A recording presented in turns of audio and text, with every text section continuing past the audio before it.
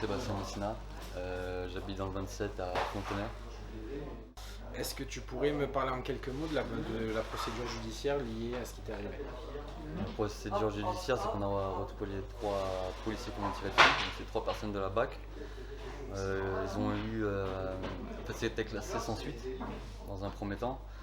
Donc j'avais le choix entre attaquer les 3 policiers en justice ou faire condamner l'État qui sont responsables. Donc on a préféré attaquer l'État dans un premier temps, parce que sinon si on attaquait la policier c'était 2 ans de procédure. On a préféré attaquer l'État. Donc j'en suis à ce stade-là. Qu'attends-tu concrètement de la procédure judiciaire que tu engages? Je sais pas, pour l'instant j'attends rien du tout pour la procédure, j'attends vraiment rien, c'est mon avocat qui gère ça. Je sais pas si eux ils vont être jugés coupables, je sais pas si je serai indemnisé. Honnêtement je suis dans le flou total. Quelles sont les séquelles physiques liées à ce qui t'est arrivé? Et est-ce que tu gardes aussi des séquelles psychologiques? Est-ce que ça a un impact sur ta vie quotidienne? Ouais, les séquelles physiques c'est 5 dents arrachées, la gencive, et je vis avec une plaque à ce niveau-là en fait. Non, c'est vrai que dans la vie, en fait, j'ai quand même l'impression d'avoir toujours cette balle de LBD à ce niveau-là, de mon visage. Bon, après, quand je me lave les dents, je me vois dans le miroir. De toute façon, je vois que j'ai plus de gencives, donc c'est un peu, on va dire, traumatisant. Ok. Et au niveau de l'impact sur ta vie quotidienne, est-ce que il y a Ça des se choses qui ont ressent, changé? ouais, ça se ressent. Par exemple, moi le matin, je charge mon camion, je travaille dans du congelé, donc je sens en fait avec le froid, ça me fait un truc assez bizarre, ça me fait une sensation différente au niveau de ma mâchoire. Moi, je souffre pas de stress post-traumatique. Peut-être un peu. Je suis un petit peu des fois énervé pour rien en fait. Donc peut-être que si, mais je me persuade que non pour que ça aille. Est-ce qu'on peut avoir ton opinion sur le maintien de l'ordre et la façon dont il est pratiqué en France?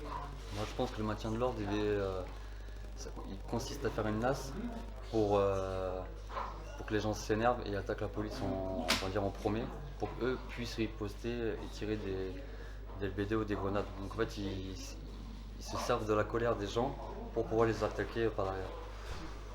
Donc pour toi, la police est instrumentalisée et c'est ni plus ni moins qu'une manœuvre C'est une politique. manœuvre, voilà, c'est ça, c'est une manœuvre militaire, enfin on peut appeler ça comme on veut, mais tout ça c'est contrôlé, je pense. Je pense que, enfin, comment dire, je pense qu'ils ont été instrumentalisés par rapport au mouvement des Gilets jaunes, parce que vu que c'est des agents de la BAC qui ne sont pas forcément formés pour le maintien de l'ordre, donc en fait j'ai un peu de la compassion, parce que je me dis qu'ils ont été instrumentalisés pour me tirer dessus. Tu parlais de colère tout à l'heure. Ta colère se dirige vers qui, vers quoi? Dans un premier temps, c'est la police, et dans un deuxième temps, c'est l'État. Mais c'est l'État quand même qui est au sommet de tout ça. Comment est-ce que tu envisages l'avenir? Euh, je pense avec beaucoup de procédures, du temps, je pense de la déception aussi. Parce que des fois, quand on reçoit des courriers ou c'est à charge, moi quand je suis parti porter plainte à l'IGPN, si j'avais pas la vidéo, eux ils pensaient que c'était un manifestant qui m'avait jeté un pavé. Donc si j'avais pas la vidéo, ils auraient essayé de faire en sorte que ce soit moi le coupable et non pas la victime. Ok, donc au niveau du traitement, même de la justice et de tout ce qui encadre ton dossier, tu penses qu'il y a une influence sur la justice qui fait que c'est traité un petit peu... Oui, je pense qu'il y a une influence. Après, c'est à nous de démontrer avec des vidéos, des preuves que ce qu'ils ont fait c'était illégitime. Et on faut voir.